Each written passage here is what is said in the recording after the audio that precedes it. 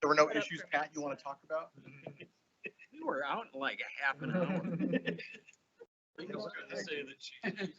Tonight, we're going to go extra long, Pat. Out in a half an hour, but we were out precisely at to the minute. To the that it minute. was listed on the agenda, so maybe more luck than anything when it did happen. So, so you know, yeah. Yeah, great. Okay. Thanks, everyone. I appreciate it. Well, let's go ahead and get started since we've got a full meeting tonight. Carter, I'm going to let you kick things off with the Heart Collaborative.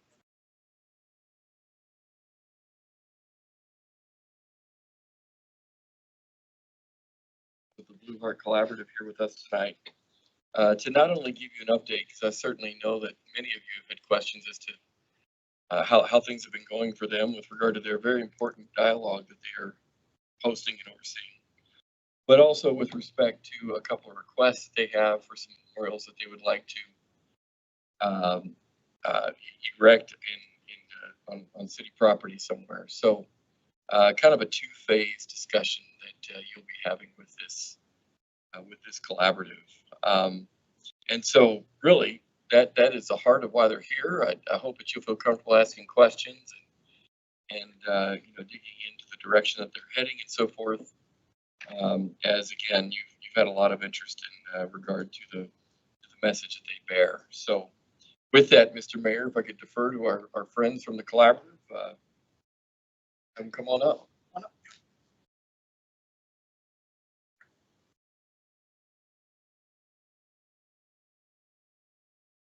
We have a youth board. This is our head of our youth board. She's going to hand out that to each person just of what.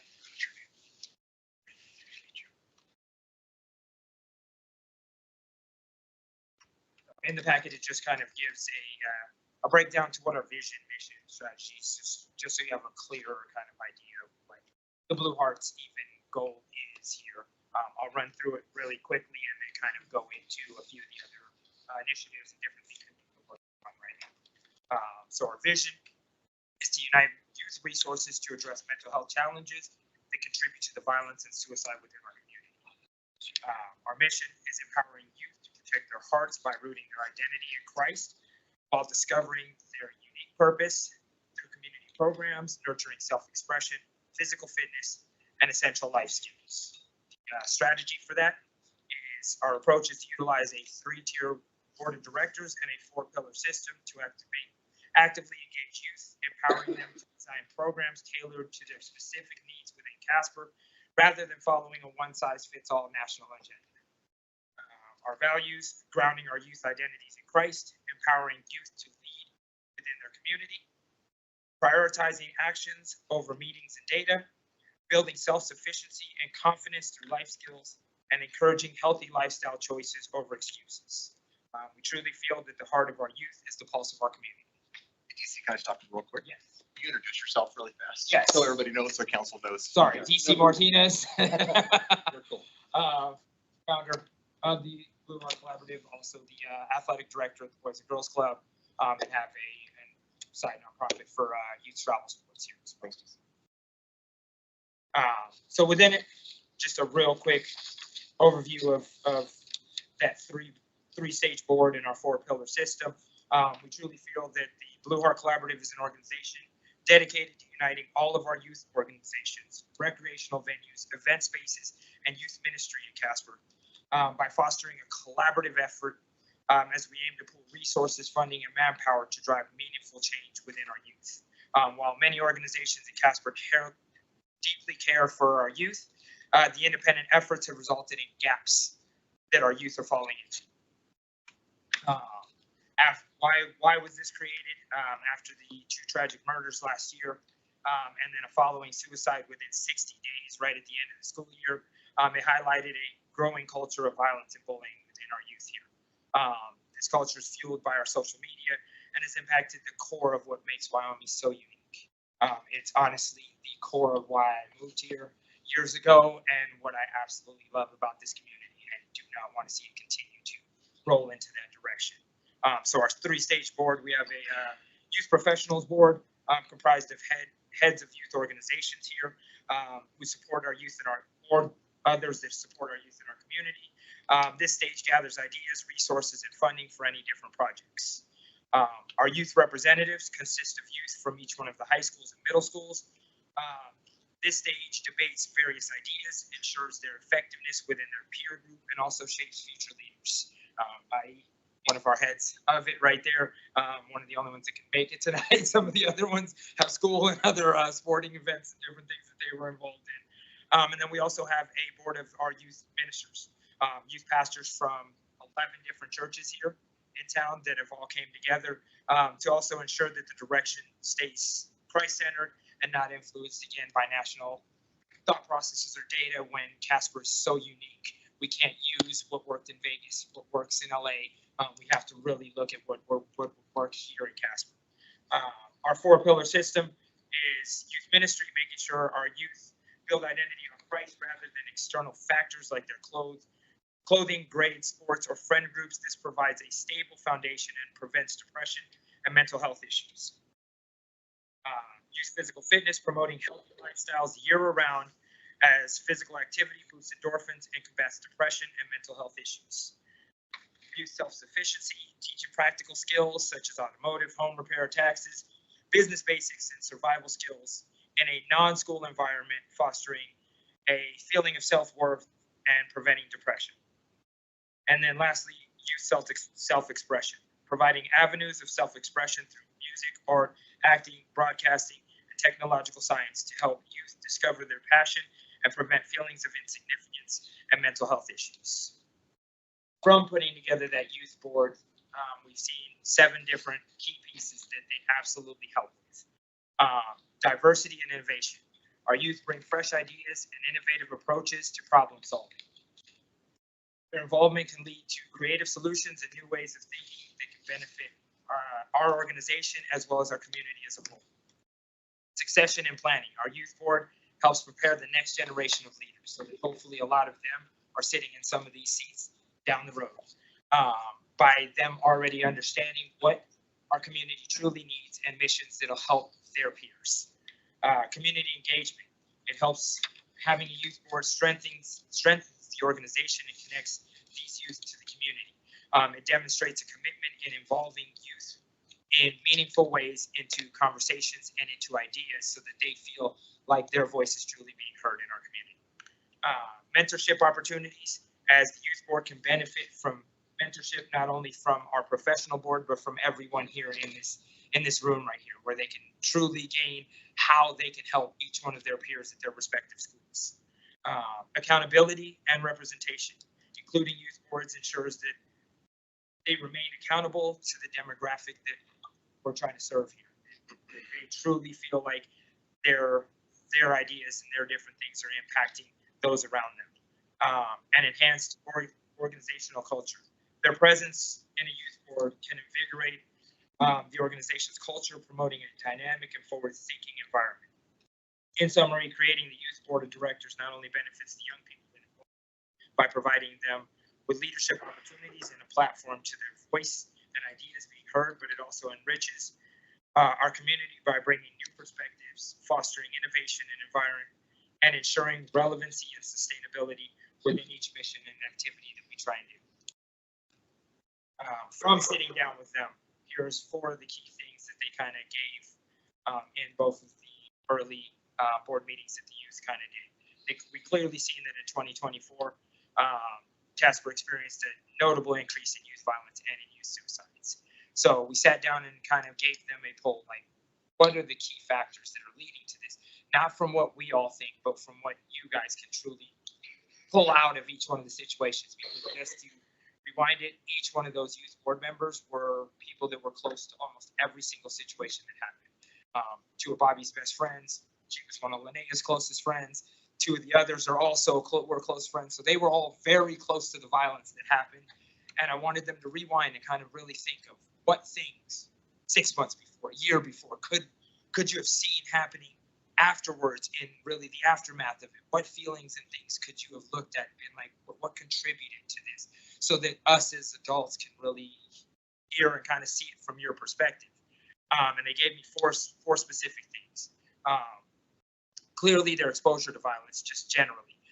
Youth in Casper have been increasingly exposed to violence, fostering a fear and a sense of insecurity. In response, some have started carrying weapons, further escalating the potential for harm. A recent tragedy in North Casper exemplified this growing concern when a young man stepped in to defend his younger brother from bullying and was only met with immediate violence by a knife-wielding other young man. In fact, mother was just here in the building. She's actually one of my coworkers at the Boys and Girls Club. What we've seen within that is these instances highlight an urgency of needing proactive measures to promote youth safety and a peaceful conflict resolution. They don't even understand how to resolve any conflict anymore. It just instantly goes to there. One of the last pieces kind of showed me why. Mental health challenges. Conversations with a lot of the youth have revealed how social media combined with a close-knit nature of small town present unique challenges here. In Casper, any embarrassment can spread rapidly, reaching surrounding communities like Glen Rock, Gillette, and Rock Springs within days. Unlike larger cities where a new event quickly shifts the attention of every one of the youth, here local youth face a prolonged and intense social impact, making it harder for them to move past difficult times. When they go to the next sporting event in one of those cities, whatever that embarrassing thing was keeps getting brought up. And it definitely is affecting how they kind of handle each situation because they're in a mode of panic constantly. Of course, the family dynamic. Youth here with long established families in Casper face unique pressures that impact their mental health as well. Any situation that brings them embarrassment doesn't just affect them personally. It can also reflect on their family legacies, on family businesses, or even reinforce a negative family reputation that you're just like your uncle, you're just like your dad was. So these things kind of weigh on them in a different way and kind of create challenges for them to navigate social and personal struggles that are being seen in a different way than when many of us grew up. And lastly, youth economic and educational challenges. Of course, economic instability with many parents struggling to provide, and educational challenges such as difficulty understanding materials due to lack of foundational skills learned in their early age have become common factors among youth involved in many of the violent situations. These struggles create a feeling of hopelessness and frustration, which lead to aggressive behaviors as they turn to toughness as the only one thing they can control. And that came directly from that youth movement. So taking those 4 pillars that I kind of talked about at the beginning, here's some of the initiatives that the Blue Heart has kind of put together to reach a few different things within each one of those pillars. So our youth ministry, we created Stronger Together Youth Rallies, a series of community youth rallies featuring guest speakers, personal testimonies, and resources for mental health professionals and violence prevention advocates, rotating between various youth accessible locations to ensure widespread engagement and support. The very first one was at the end of 2024 at the YMCA. We recently had our second one at the Boys and Girls Club about 2 weeks ago. Each one have had over 100 youth present at both of those 2 events, ranging more around that 120 average. We are looking at doing additional ones. In fact, I'm just going to be meeting with Nick here recently and real soon for lunch, and wanted to throw out potentially the rec center as the next place that we host one of these, because we wanted to just keep moving around each one of those places where youth hang out, and that they know that we're rallying behind them as a community completely. We have a hope and worship night, youth-led worship night with youth group leaders from all of the different churches in Natrona coming together to be the worship team, testimonies from youth, and presentations from youth on what hope does in their life. That is April 25th at Restoration Church. Even though it's at Restoration Church, it is bringing together about 10, 11 other different youth groups and churches all to create that event. Then on the youth physical fitness, we have a Play for Peace tournament series that we're starting to put together right now. Our quarterly sports tournaments focused on promoting teamwork, anti-violence messages, mental health awareness, featuring presentations from various community partners between each one of the matches. The 4 we've kind of laid out is a cross out violence basketball tournament, catching hope flag football tournament, elevate skateboard, BMX, and rollerblade competition, and a 1 goal, 1 future soccer tournament. those are all kind of in the works right now. We'll get dates a little bit as we continue to work forward, but that's one we want to very much work with the rec center, Boys and Girls Club, YMCA, every one of those places kind of together for these different tournaments, not it being an independent one of any one of those organizations. That way we maximize all of the youth we can reach here in our community. Been talking with Lance Nyberger as well, and we want to do a Run for Resilience 5K. He does a suicide prevention kind of walk and run each year, and we see that other organizations are doing those as well, but possibly bringing it all together into one Run for Resilience 5K, where we bring all of these different organizations to really address our mental health and the violence prevention programs, to strengthen the message by bringing us all together. That's one. Lance Nyberger is actually on the board for the Blue Heart, and that's one that he's kind of heading that whole end of it and trying to put that together possibly here for this summer. From a youth self-sufficiency, we're strengthening our career works program, bringing together more community partners to support the hands-on career works program that the Boys and Girls Club has, where youth can develop self-sufficiency skills and career-based skills in a low-pressure environment, without the feelings of the stress of their grade being tied to this if they don't like this specific thing. If you take automotive in school, you get in 2 weeks, you don't like it, now your grade's tied to it, rather than just being able to move between a few of the different businesses here, really test out different things, because once you find the thing that you absolutely love, it changes your complete makeup there. I had a young man at the YMCA that was very, very lost, and just got him one time at an automotive shop. He now has a Z that he has built almost from the ground up, and you've watched his trajectory change from his eyes on the ground to his eyes into a focused future of I want to build cars. I want to be into this end. So that's something working very much with Ashley and the Boys and Girls Club to kind of just strengthen their career works program. Then we have a Lifeline Peer Mentor program. They're working with DWCC to train high school seniors and community college students as peer mentors to middle school through juniors that could be at risk of violence or suicide. These mentors will conduct regular check-ins, fostering open conversation with mentees, where they can communicate with somebody who understands their true experiences being recently there, offering relatable guidance rather than clinical responses. And then lastly, our self-expression kind of box. We're working on a Hope Box project, working with the FCA to get youth athletes to create Hope Boxes filled with personal messages, affirmations, and crisis resources to distribute to their peers inside of school.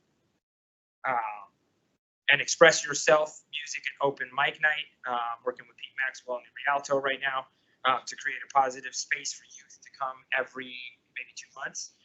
Share songs, spoken word, and personal stories of resilience. And then the last one that we were just even talking about and tossing around, thinking of doing a wall of hope somewhere.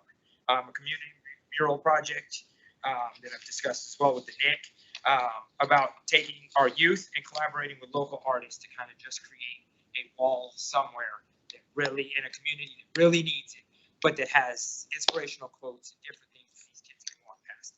We did that in Vegas in one of our toughest gang neighborhoods, and we pulled a lot of the youth from that neighborhood afterwards, and many of the ones that were kind of on that fence going to the gang life, right, said that walking past that to school every day gave them a different level of hope. They seen some of those quotes and some of those things, and it really kind of changed their makeup as they walked past, rather than seeing angry feet there, which is what they seen previously. So those are some of the things that the Blue Heart's currently working on, and would love to get any ideas, feedback, and work with everyone in this room to try and push and promote any of the things that we can for our youth mental health. One second, DC. If there's any questions, yes, Michael. 2 questions. But first, I just want to say thank you for being here, DC. And I have to commend you for your enthusiasm and focus that you have and you bring to this. It's truly amazing to see you and your organization, your colleagues, so many times. Congratulations to all of you. No, not at all. That's on my questions here. but my questions are two things. First of all, are you at all familiar with the Youth Mental Health Collective? Okay, Absolutely. we're happening through the Department of Health and In fact, there's a meeting tomorrow morning. Yes. That I will be. tomorrow. Well, there's one tomorrow afternoon. Yes. It's So kind of a Nick workshop. was invited. Yeah. Yes, I absolutely. just want to make sure I figured you were probably connected there too. And want to work very much hand in hand. Very great. Second question, just briefly, is are you familiar at all, DC, with the Challenge Days? It's called. Are you familiar with that? I am not. It was the schools had done it for a while. Some of the schools, it wasn't a like school-wide thing up the district, but several of our secondary, middle schools, and high schools have done it.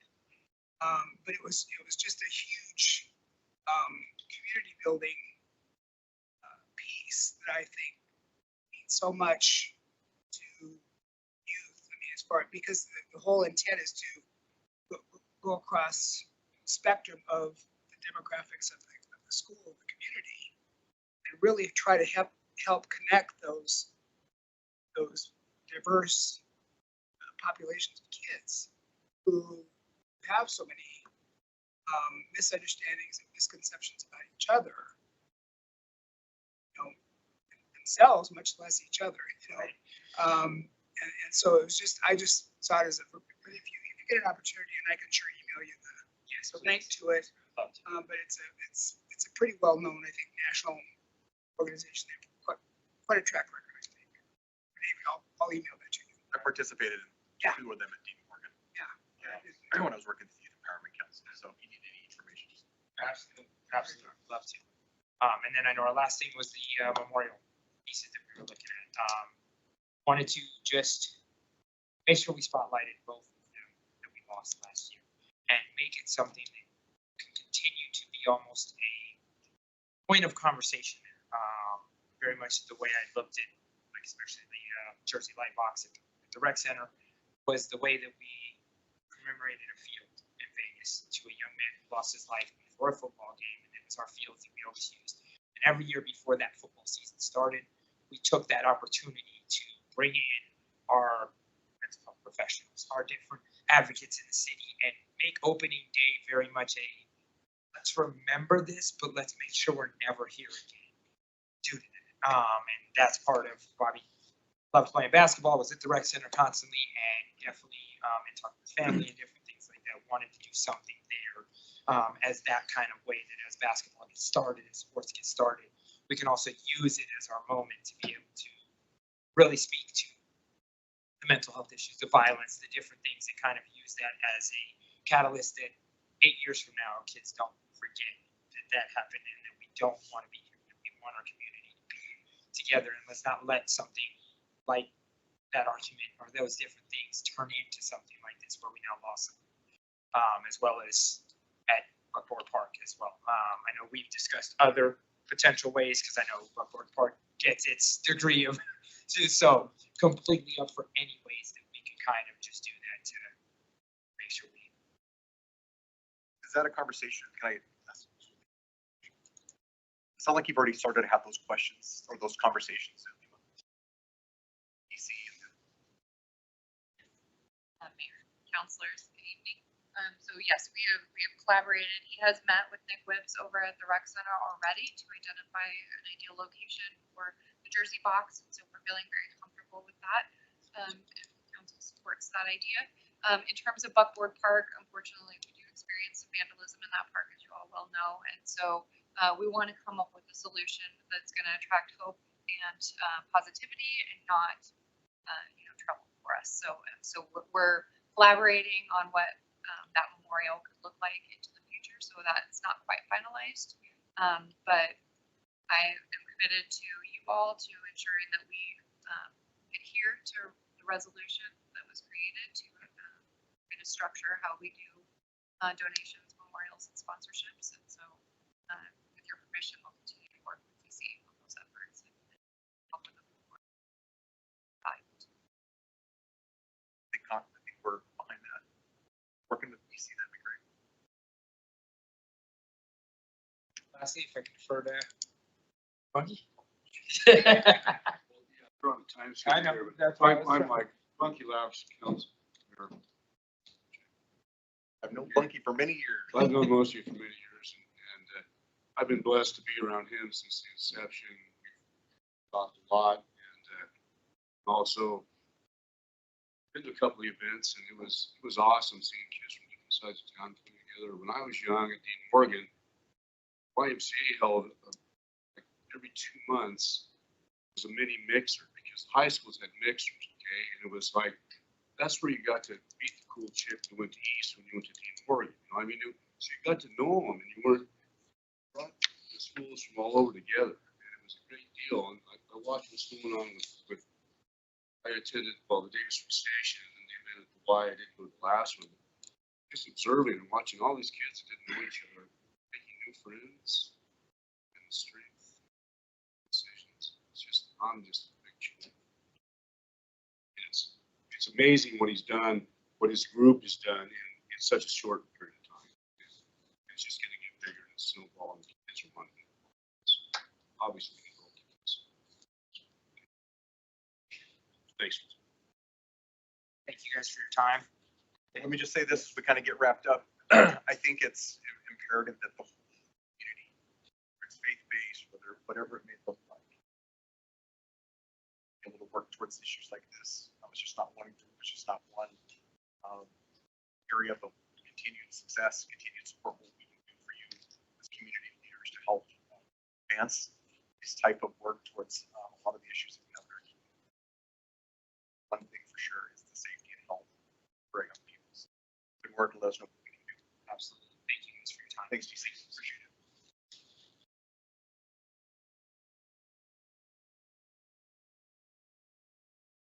The agenda updates or review. No, Mr. Mayor, thank you. The only thing I would suggest is with regard to the email that we sent out earlier this afternoon, wherein we did not get the appropriate publication put in place for conversation on a formal basis with regard to the West Ridge Phase 2 LAD. And so we are having to shift, and we will use the next business meeting to appropriately establish the formal public hearings that ordinance requires we have as it relates to the implementation of an LAD. So my suggestion would be that with regard to folks who may show up tonight expecting to be able to talk about that on a formal basis, be allowed to do so during the open mic portion, communications from the floor portion, on an informal basis, with the suggestion that they come back on the 5th of May for the formal submission of their communications, recognizing, of course, that they can do that via email as well at any point anyway, so that there's no misunderstanding as to the point in the process where their comments would be formally lodged if they have any to do in that respect. So that'd be the only thing I would say really is a bit of a twist for tonight's agenda. I'll have it scripted in my script. It's not in your guys's, but I'll have it to direct everybody during that time for person contact. Okay, well, we've got a couple minutes here, so let's go ahead and get into the meeting. Get set up.